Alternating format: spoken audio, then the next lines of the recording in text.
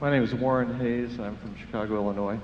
I understand from various publications like Outstanding Investor Digest that many of the best value investors are buying high-quality multinational Japanese companies that are trading below net working capital value.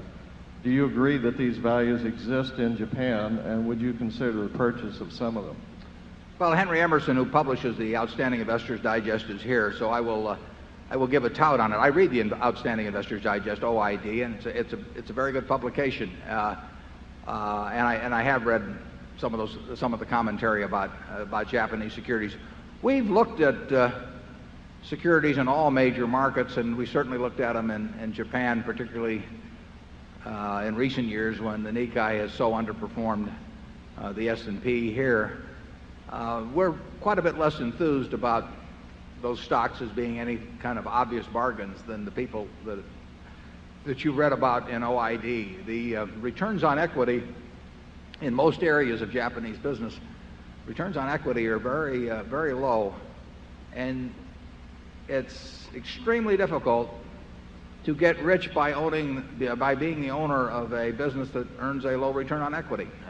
We always look at what a business does in terms of what it earns on capital. We want to be in good businesses. What we really want to be is in businesses that are going to be good businesses and better businesses 10 years from now. And we want to buy them at a reasonable price. But many years ago, we gave up what I've labeled the cigar-butt approach to investing, which is where you try and find a really kind of pathetic company, but it sells so cheap that you think there's one good free puff left in it. We used to pick up a lot of soggy cigar butts, I mean, I had a portfolio full of them. And there were free puffs in them. I mean, I made money out of that. But A, it doesn't work with big money anyway, and B, we don't find many cigar butts around that we would be attracted to.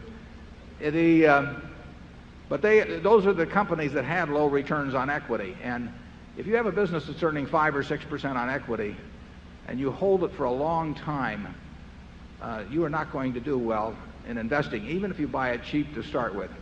Time is the enemy of the poor business, and it's the friend of the great business. I mean, if you have a business that's earning 20 or 25% on equity, and it does that for a long time, time is your friend. But time is your enemy if you have your money in a low return business, and you may be lucky enough to pick the exact moment when it gets taken over by someone else, but we like to think when we buy a stock we're going to own it for a very long time, and therefore we have to stay away from businesses that have low returns on equity. Charlie? Yeah, it's not that much fun to buy a business where you really hope this sucker liquidates before it goes broke.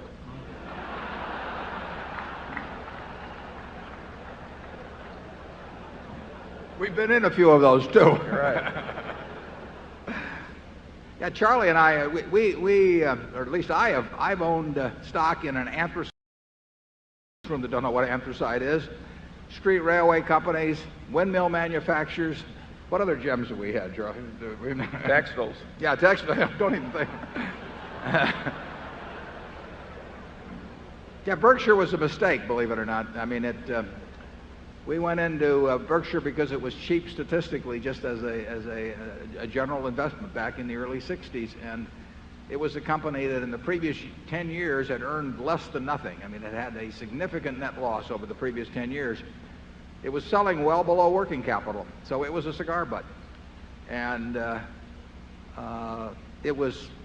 we could have done the things we've done subsequently from a neutral base rather than a negative base, and actually it would have worked out better. But it's been a lot of fun.